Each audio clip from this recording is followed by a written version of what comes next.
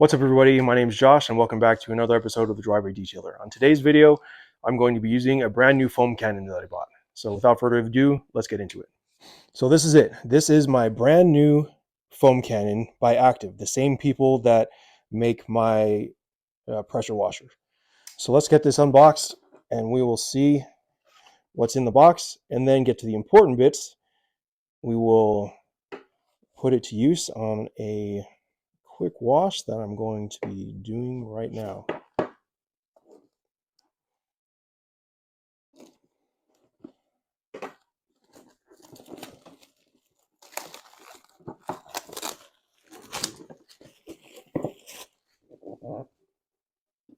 So I'm not really I don't really know what the big deal is about packaging. Like when in these unboxing, people like the packaging.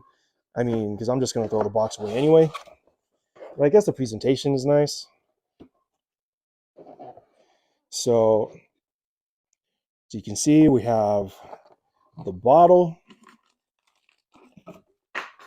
We have a clear bottle with a wide base. I kind of like that. We have all of the stuff that goes in the bottle. We have the different, so in the bag, we have the feeder tube for all of the chemicals, and we have some orifices.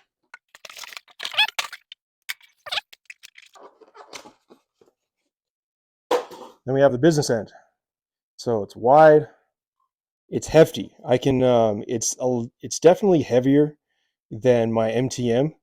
So I don't know if the heftiness of it is going to translate into just a better user experience, but we shall see. So I'm going to put this together, and then I'm going to start using it.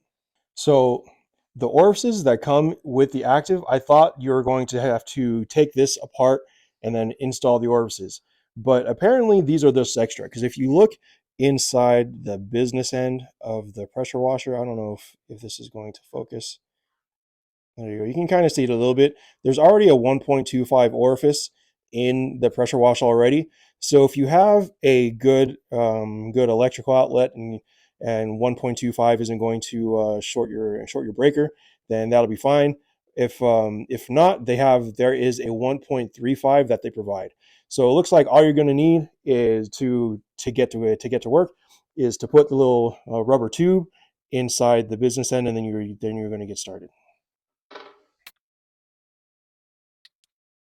All right, so now we're good to go.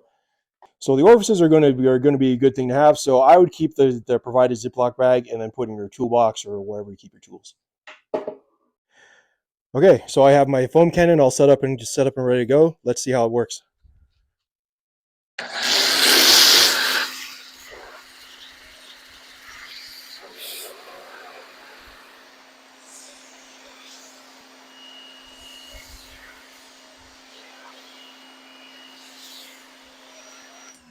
So the foam cannon works amazing. The only thing is you kind of have to play around with the settings. There's two little prongs here where the foam comes out.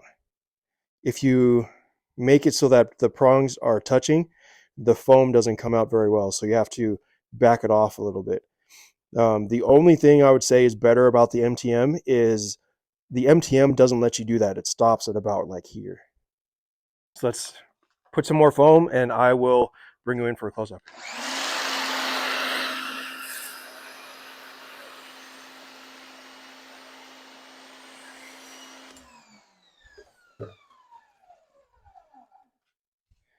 So as you can see, the foam is super thick.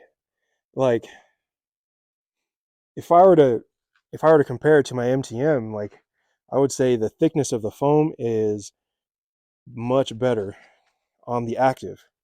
Like I said, the only thing that I would knock it on is kind of having to play with the settings, but with enough uses, you're never going to touch the settings on your foam cannon anyway, so you should be able to just plug it in and go. But the richness and the thickness of the foam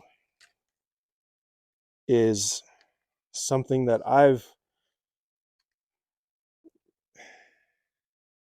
never really experienced, because if you look here, just how thick and lathery, like the foam is so thick, I think I would step it back. So what I'm using my foam cannon right now is Adams Mega Foam, and it's about 2 ounces. I think I might have put 3 ounces. 2 ounces. So either way, 2 or 3 ounces. Whatever I used it at, I think I would step it back just because how thick the foam is. It's like unnecessarily thick. I don't know if that's a thing, but like for YouTube, it's good. But when you're detailing, like you want the foam to kind of encapsulate the dirt and slide off. But the foam cannon works amazing. So let's.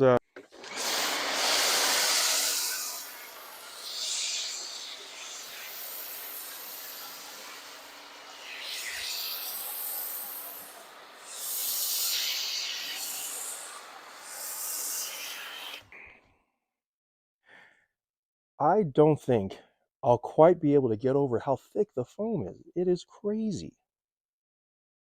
So good for you, Active, for making such a great product because the foam is super thick. I only put 500 mils and it's hasn't really used that much because I still got another side to do. But man, good job, Active. This is great.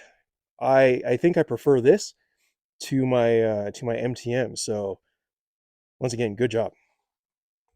So my final thoughts on the active foam cannon is I love it. I think it's a great foam cannon, and I'm definitely going to be switching. It's going to be my not daily driver, but it'll be the one that I use the most.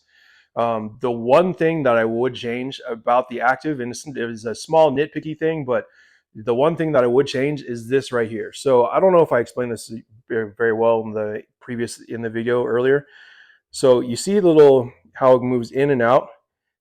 The closer the prongs get, the thinner the more wide the fan is on the foam that you're trying to get. If the little plates touch, the foam isn't going to fan out right. So you need to back it off a little bit till it's about right there. The only difference between the active and the MTM is the MTM it doesn't get to this point. There's some kind of mechanism on the little nozzle here that stops it just before, so you get the perfect fan rate. So that is the only thing that I would say is better from the MTM than the active. But if you're in the market, definitely get the active. It is a little bit expensive, but if you want to spend a little bit of money for something as quality, I will leave the link in the description down below. If you've made it to the end of this video, thanks for watching. If you like this video, please leave this video a like on the way out. Subscribe to my YouTube channel if you want to see more, and I will see you on the next one.